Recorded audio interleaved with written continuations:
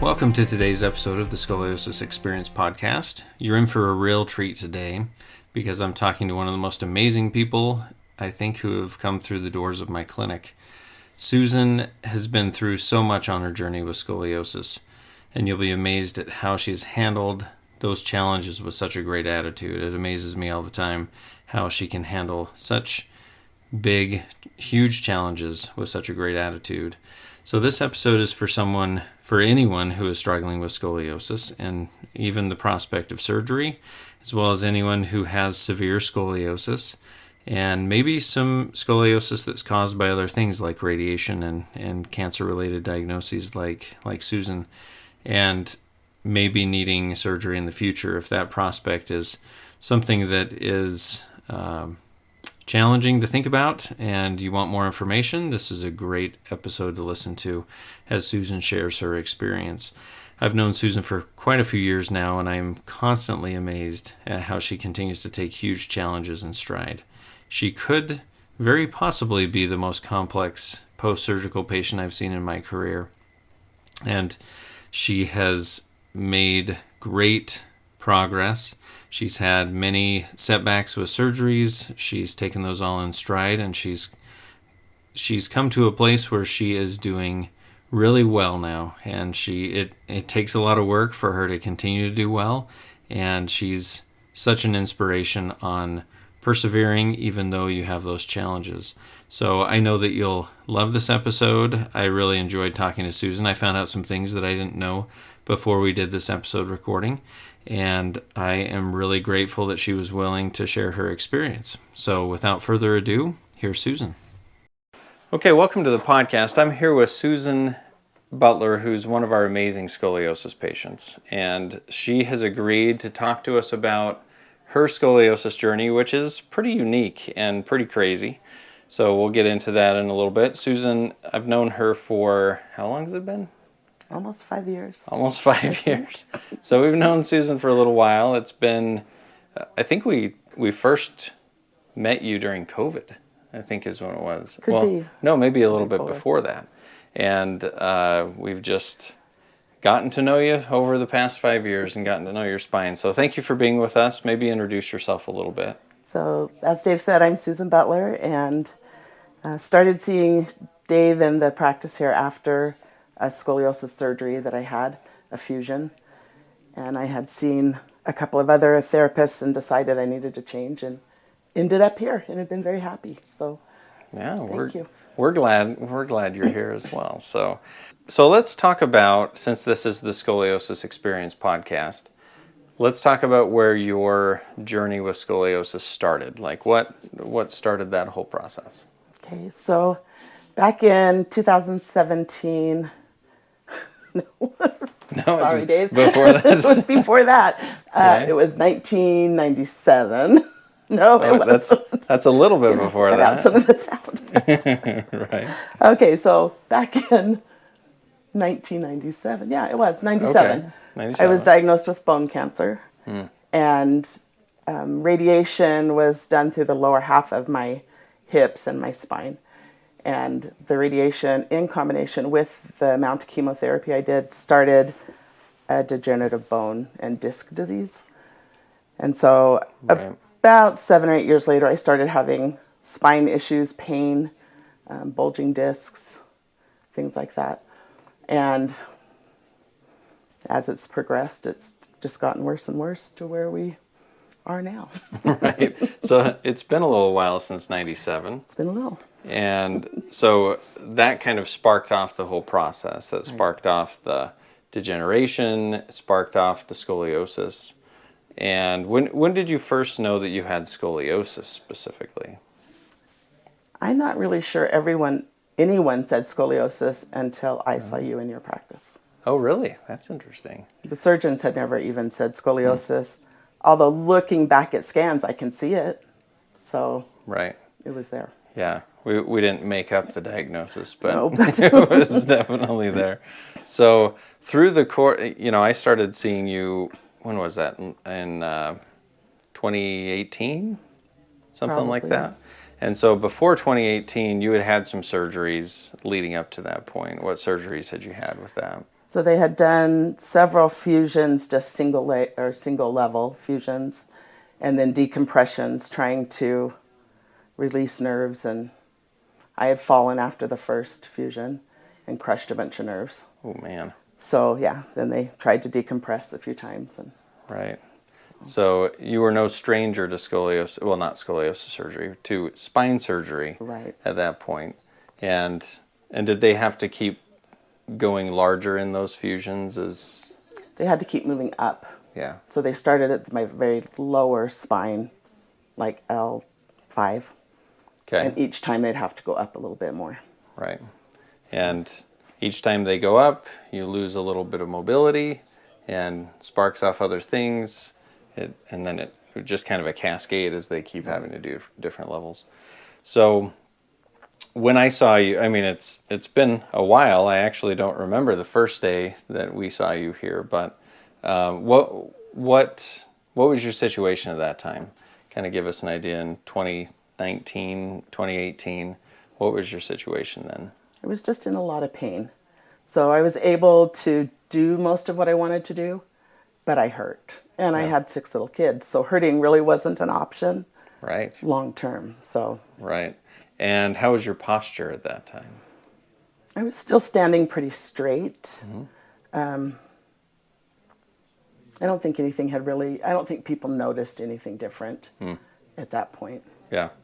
So so we were working with you on, post-operative strengthening and things like that. When did you notice things really start to change as far as posture goes? Right about the time I met you. Yeah. And I remember it was a gradual, well, it was gradual, but it was also fairly quick that we started to see that forward position. So maybe talk about what happened with that. Like, give us some background.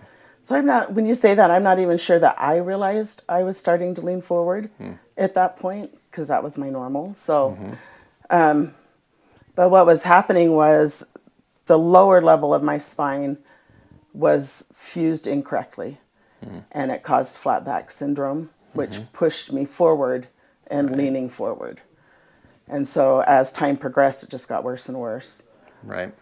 As it degenerated, it just Right. started to go forward. And unfortunately, it's not that uncommon to have a flat back fusion, especially back in the day before they really knew that was a significant concern, right? Right. So, yeah, and you had multiple fusions, and they probably weren't playing together very nice. That's true. Right? They weren't. And so when was it that you really noticed that, wow, I'm really bent forward?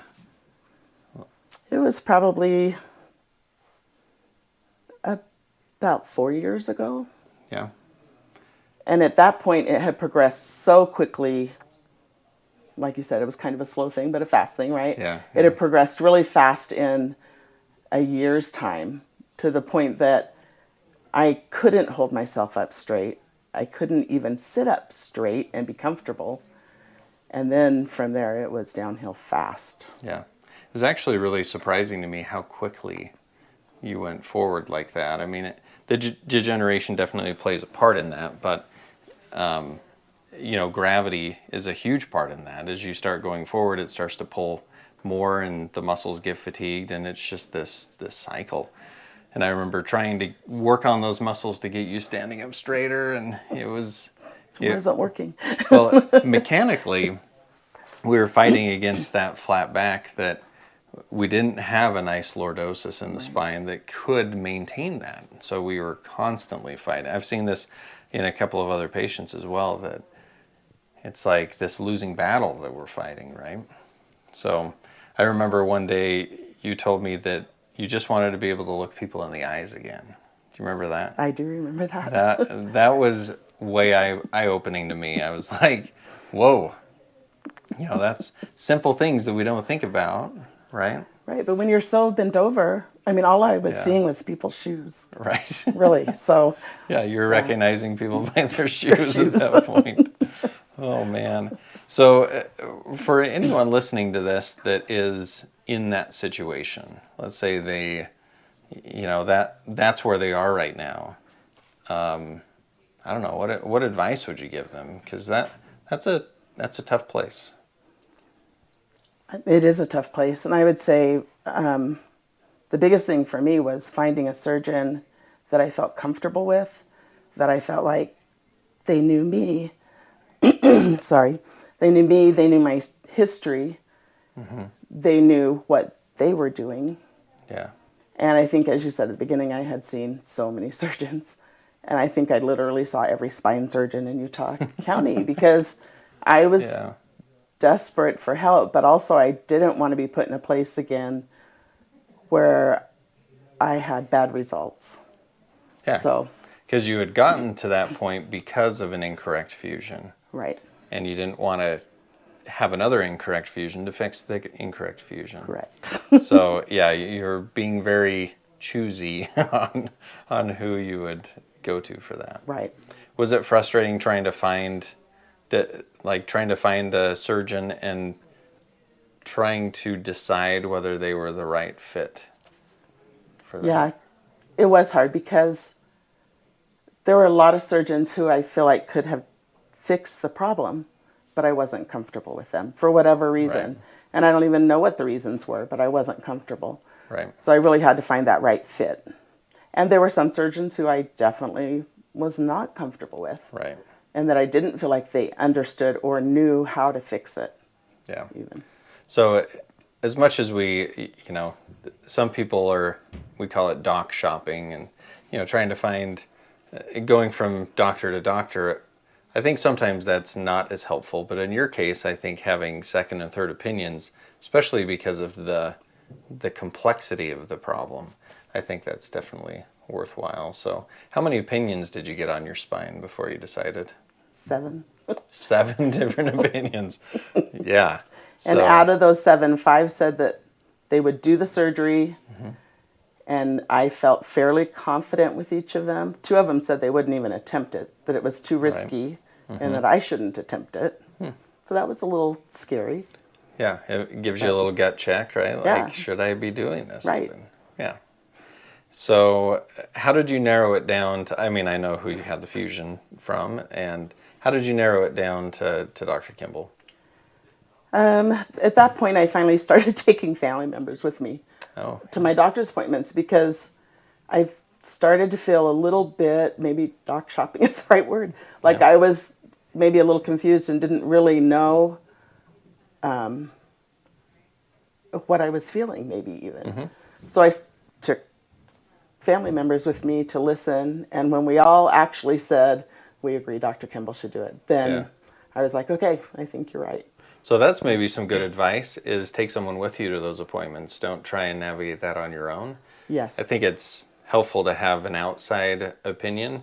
I mean, taking your kids with you, that's not a complete outside opinion because they still have a vested interest in you, but having someone that isn't going to be going through it have an opinion, I think that's a great idea. Well, and Great they have idea. different questions, Yeah. things I wouldn't have thought of to ask. So that helped, and they remembered. Because when you're the one, when it's your body, it can be a little overwhelming. And just having the memory of everything that everyone said, right? Right. And take notes. I mean, I started recording my visits so that I could go home and listen to them over and over again. And Interesting. So like just a voice recording of your just visit? on my phone. So just a logistical question. Did you let the surgeon know that you were recording them? Okay. And they were all fine with it. I don't know if this is an incognito thing that you're like, record. And I was very upfront telling them that this was another opinion. Yeah. I mean, I wasn't hiding anything. I wanted them to know where I stood. So, yeah, I think that's great. And when you get to that level of surgeon, I think if they don't suggest that you have a second opinion, that should be a little bit of a red flag. Absolutely. I know Dr. Kimball really well, and he tries to talk you out of the surgery. And that's another indication that, this is a big surgery. If you're not committed to it, he doesn't want you to do it. right. So I think that's something to keep in mind if you're doc shopping or whatever you want to call it. Yeah. So, okay. So when did you decide to have the surgery to fix the spine? It was right before COVID, actually. Okay. Because I decided I would do it, then COVID hit, shut everything down. Right. And I remember that. yeah. So shut everything down. You didn't end up having the surgery as scheduled. Right. So what happened from there? So from there, I went downhill fast, literally. Like, You did. I became very bent over during COVID and leading up to the surgery. So when I finally decided that I needed to have this surgery done, and I had picked my surgeon, he said, "You're overweight. Now we can't do this surgery. You've got to lose weight Right. to make it successful." So that's another thing I would say is you do want a surgeon who's honest and upfront with you, because there were surgeons who said, "I'll totally do your surgery right now. Come on in." Yeah. And what Dr. Kimball explained to me about my weight and how that was affecting my spine made sense to me. And so that was another way I picked him, was that he wasn't afraid to tell me the hard things, right? So, but anyway, so COVID shut everything down. As we got back in and were able to start getting ready to do surgery, which was 18 months ago, I believe. It's a whirlwind. I don't remember exactly. It was March of 23, so okay, about that time frame. And we got into that surgery talk. It was scary. It was kind of a hard decision to make, because it was not only a big spine surgery, but it was a very risky surgery. Right. So risky, paralyzing, risky, but also life-threatening risky. There were a lot of things that could go wrong and happen, and so there were a lot of soul-searching moments and I bet. and conversations with different people, therapists, and I remember having a lot of conversations Yeah. with you on, is this right? And it really comes down to, what are your goals? What do you want to achieve? And are you okay with those risks? right. And that's it. I think you said your kids were maybe not as okay with the risks as you were. They weren't as okay, but they were really, my kids were little when I had the cancer. Yeah. And so they've had a lot of issues around my health issues, Right. So for them to be talking about this big, scary surgery, to them it was, we could lose mom all over Right. again, Right. So. Which is scary. That's a really scary thing. When you had a neck surgery as well before the main back surgery. Yeah. And when was that? I don't remember when that was. So we had planned to do the big back surgery. When I went in for the scans right before surgery, he could see that there was compression on the spinal cord in my neck, in the cervical spine, and it was causing numbness in my hand.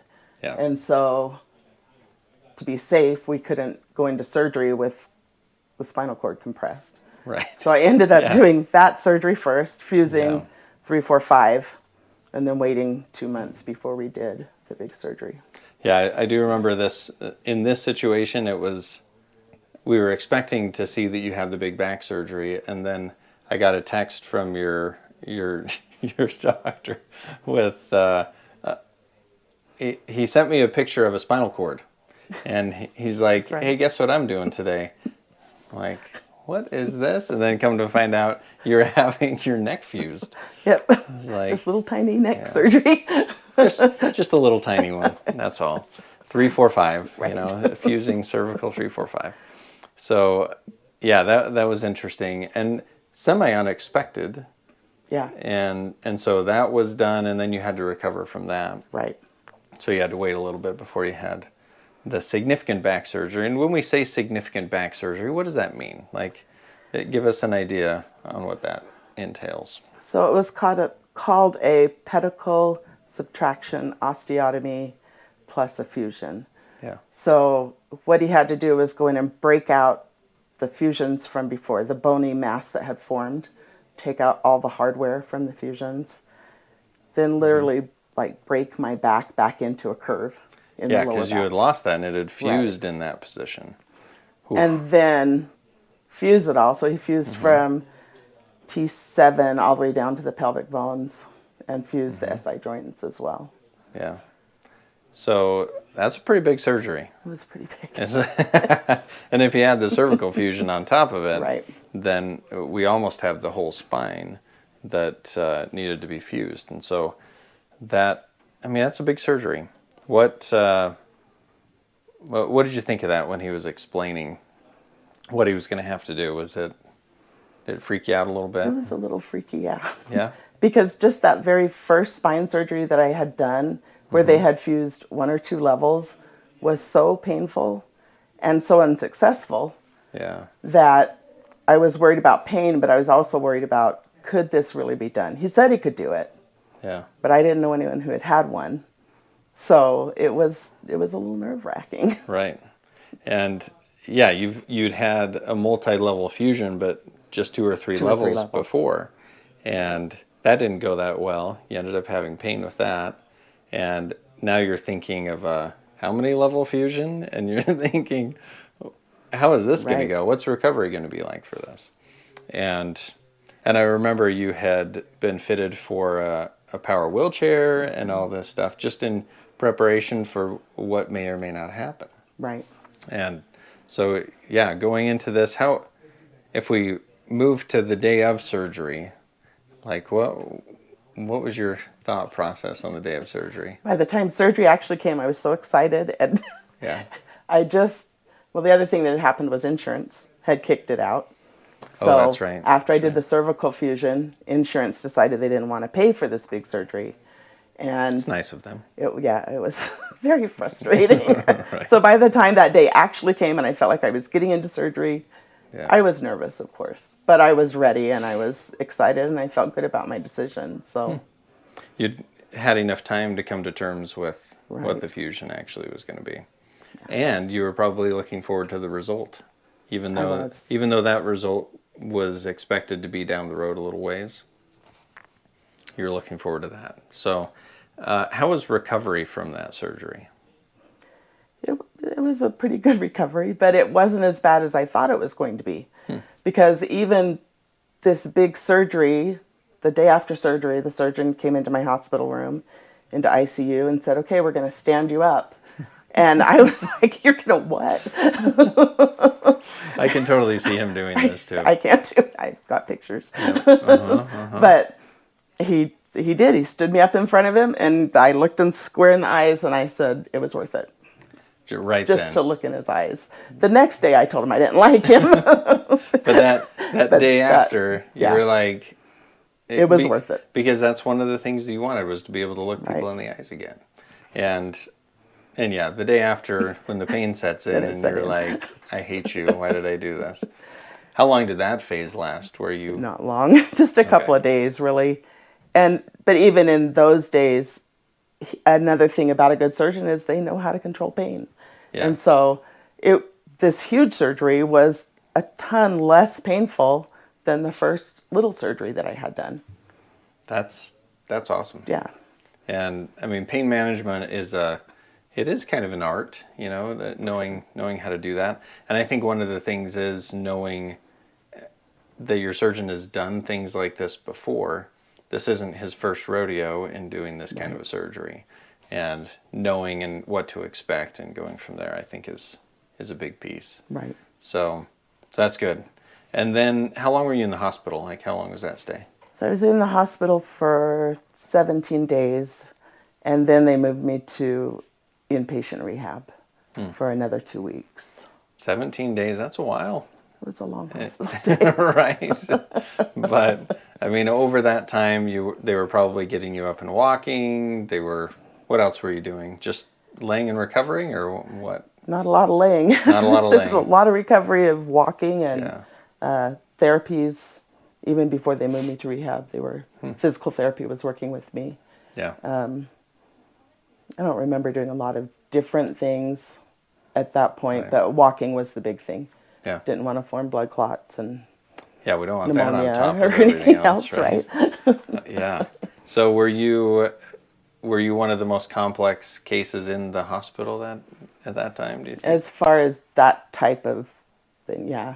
Yeah. When I got into rehab, there was a man who had been in a accident with an ATV and had lost his legs and his arm and cracked some ribs.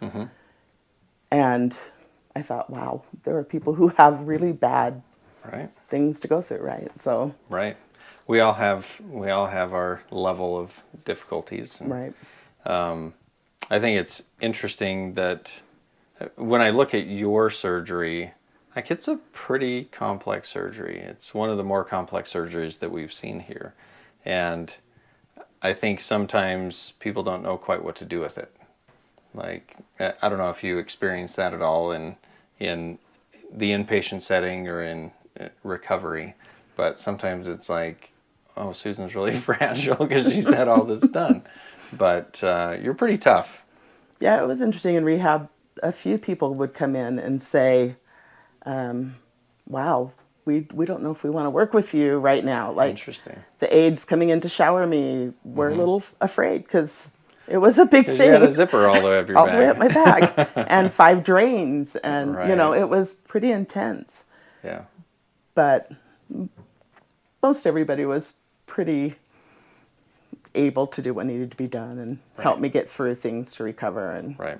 And it was painful. I mean, I won't say it wasn't painful, because it was painful, and I was on pretty heavy pain medications in the hospital, and even going home on some pretty strong pain medications. But it was less painful than before surgery when I was walking Right. so bent. So that's interesting. Even right after surgery, the pain was probably different. Right. And but it sounds like you were happy the day after that you had done it, and then for the rest of the time, I mean, you have to deal with post-surgical pain and stuff like that, but the normal pain that you had been having was reduced significantly. It was almost gone. Almost there gone. was surgery pain from the incision, but the standing and the muscles that it takes and things was almost gone right after surgery. That is awesome. And I remember the first day you came back here after that surgery and walking in. Were you using a walker at that time? Probably. Yeah. So walking in and just seeing that you're standing up straight. I mean, all of my staff were like, "Did you see Susan? Did you see? She's like, how tall she is?" And all, it was really cool, really cool to see. So you used the walker for a little while and then switched to a cane. Yeah, he had me use the walker for 6 months. Yeah. So 6 months or until I felt stable. Yeah. And then the cane, really, I'm using a cane now because my hip is still weak from the radiation treatments. Right. Other than that, I think the back surgery corrected enough that I wouldn't need the cane.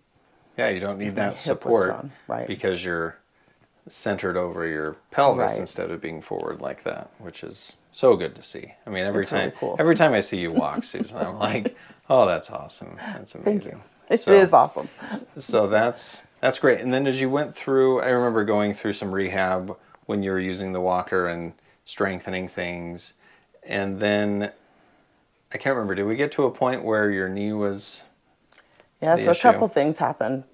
The next levels in my neck went out, and I that's did right. another cervical fusion of 3 levels. Yeah. That was fun. So which levels did they do in that one? That was 5, 6, 7.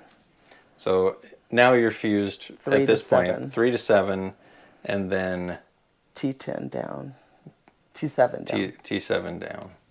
And so we're encroaching on those vertebrae that are still moving. And those have all auto-fused. So the rest of the levels that he didn't literally fuse have fused themselves. So hopefully they stay there. And we Right. never have to go back into surgery. Right. And it's kind of mean of me to sit you in this position where you have to look to the left at me, because I know your neck range of motion is pretty limited. good. But you do have that range of motion at the top of the cervical spine Right. still, and that's where you get that rotation. So thankfully we have that. Yeah, I actually had someone contact me the other day that's considering her neck getting it fused.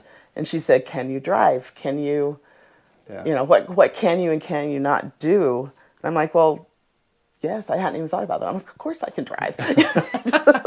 Turn your body, you look, Right. But And yeah, you may not have the full range of motion, but you have enough to do Plenty, functional things. So yeah, I think that's awesome. So yeah, we had more fusion in the neck. So now we have an incision almost all the way down on the back. Quite literally, yeah. Yeah. Oh, and then I broke the rod. You broke the rod.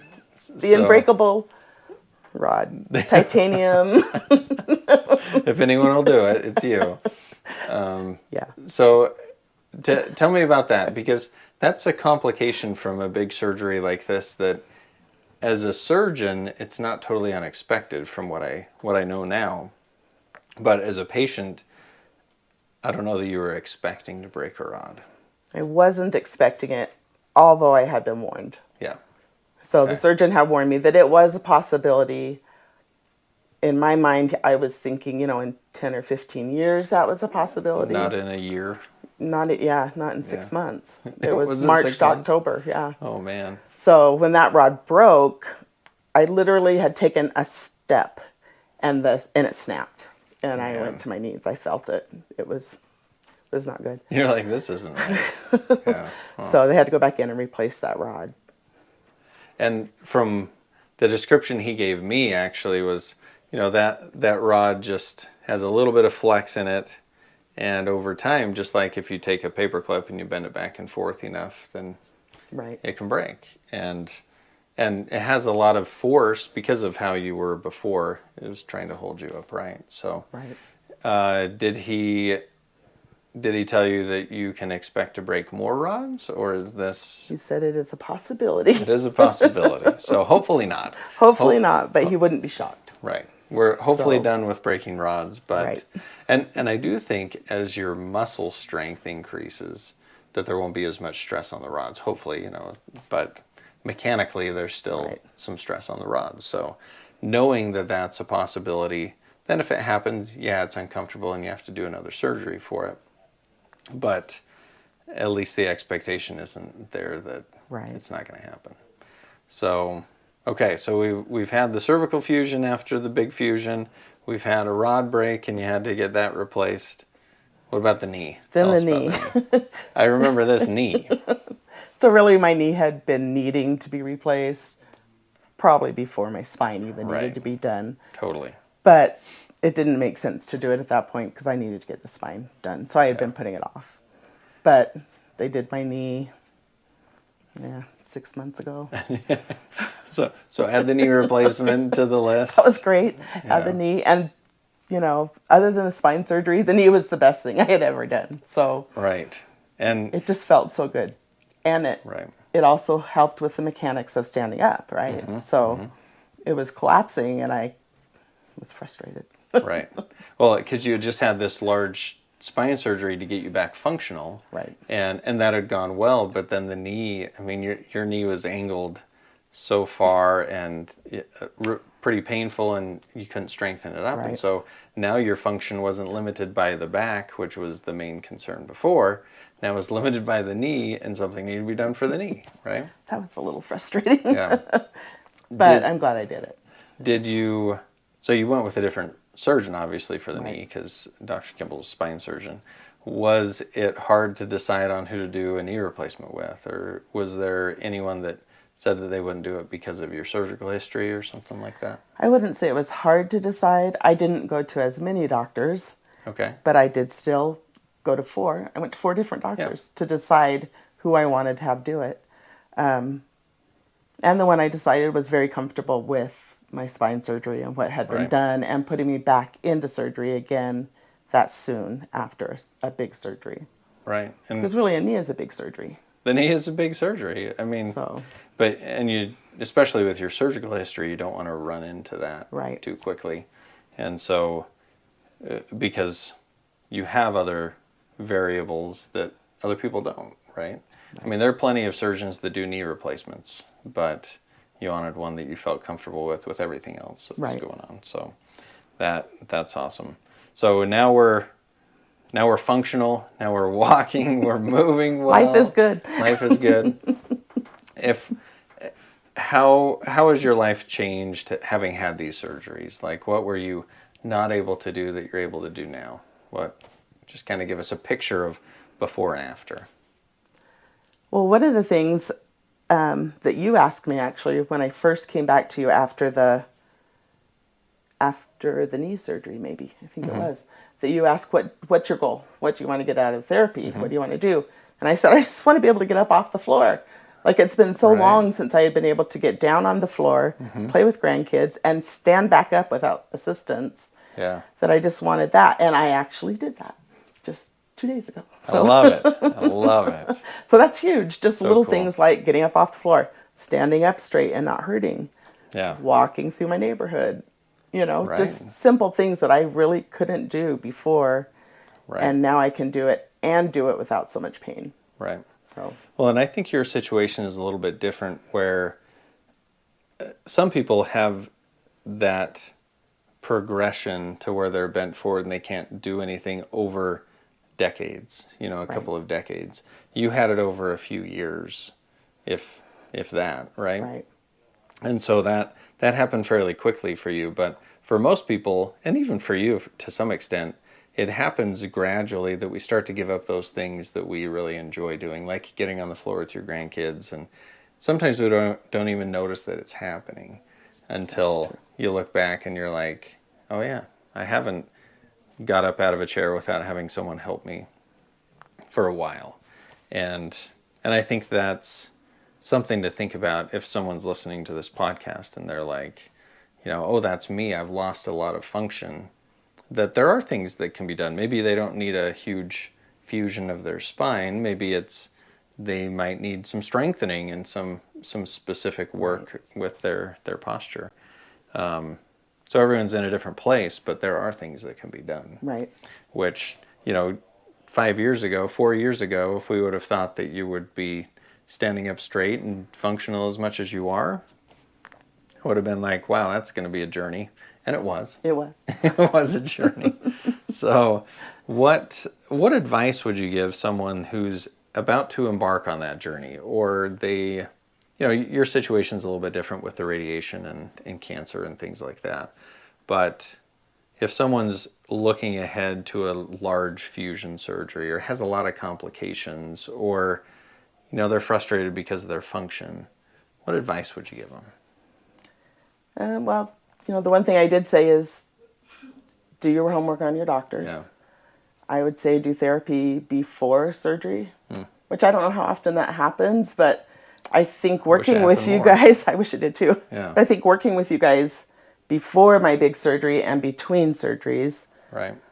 definitely got my strength and my mobility up to where it could be so that I Right. had a good outcome from surgery. Yeah. And it made surgery easier. Well, and Dr. Kimball required you to lose weight before Right. surgery anyway. Yeah. And so it's hard to lose weight when you have a knee that should be replaced and your posture is so forward. Right. What do you do with that? Then having someone help you with that, I think, is really helpful. It's huge. Yeah. Yeah.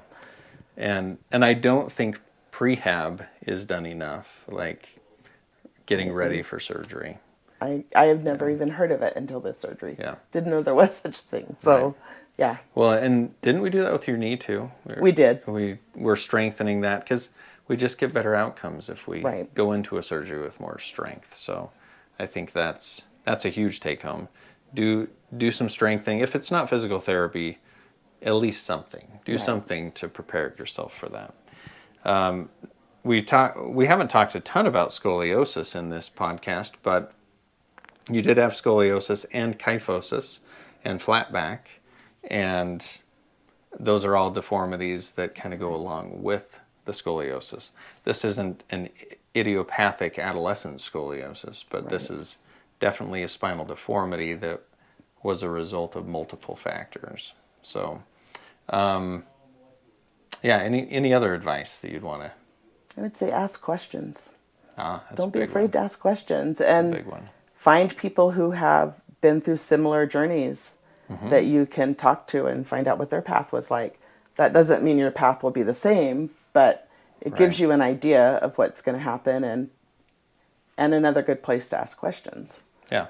So. And it gives you some, and you can't be totally certain of the outcome of what you're going to be doing, but it gives you a view into someone, what is possible. And I've used you as a resource for some of our patients to ask questions to about big surgeries that they are looking at doing. And so I think that's good. Asking questions and even getting on a group or something where you can ask questions to multiple people. Yeah. Not just asking questions of your surgeon, which is good too. Right. And taking someone with you to ask other questions, but doing your homework. But also knowing that there's some crazy things online out there. Some crazy things. Well, and there's been a couple times that I know I've come in and said, don't look that up online. Like there's great things in knowledge, but there's scary things too, right? So you have to take it all with a grain of salt and just be willing to move forward, I guess. Yeah. Well, that's great advice. Anything else? You're just a well of good advice. We want to make sure we draw from it as much as possible. I don't know. I think you just have to move forward with confidence. Yeah. When you know what you need to do, you just have to take the next step and do it. Yeah. So I wish I had done it much sooner, although I don't know that I could have. So I don't know that it was totally necessary sooner until it got to where it got to. Yeah. And it's hard to rush that process, especially during COVID. It's hard to rush the process during that. True. But I think one thing that when I think about you and your treatment and your journey is to stick with it, to hang in there, because, you're going to be thrown a variety of challenges, especially with a big surgery like this. And hanging in there and kind of rolling with the punches, I think that's what I think of when I think about your journey. It's like, we just talked about how many surgeries have you had now? Yeah. If we lost count. Well, in 10 years, I've had 17 surgeries or procedures. Right. Major procedures. So that's a lot. And it does wear and tear on you a little bit, mentally, physically. I think your support system has been really good. Your family has been great with that. You've had good surgeons. You've had good medical professionals. You've had an awesome physical therapist. Amazing. And that helps too. But having a good team along with your family that helps to support you, I think is good. Yeah, and there's definitely been times that I wanted to just quit. It gets old. Right. 5, 6, 7, 8 years into it, Right. But having those people surround you that support you and push you forward and are positive, and I even joked with you this morning that somebody in your clinic rang the gong bell the other day, and I'm like, what was that? They're like, they graduated. I didn't even know you were allowed to graduate. I thought I had to just keep coming. Well, we're not allowing you to graduate because we need to name a wing of our clinic after you. That's right. So we can't have you graduate. You have to stick around. But yeah, this isn't something that, like a knee replacement where you go in, you get the knee replacement, you rehab, you go back to your life, and you don't think about your knee much. This is something that is, unfortunately, a lifelong thing. You'll always have the ramifications of having had that big of a surgery. But I think just sticking it out, I think you've done fantastic at that. Thank you. So, any parting words for anyone listening to this or watching this? I just really appreciate your help and your support through all of it. Well, it's been quite the journey, hasn't it? It has. And apparently there's more to go. So. And I feel privileged to have gone through some of it with you. I mean, I saw this side of it. There was plenty on the other side that I didn't see, but you're an inspiration to a lot of our patients. So I appreciate you sharing your experience and letting us in on what the journey's been like. Thank you.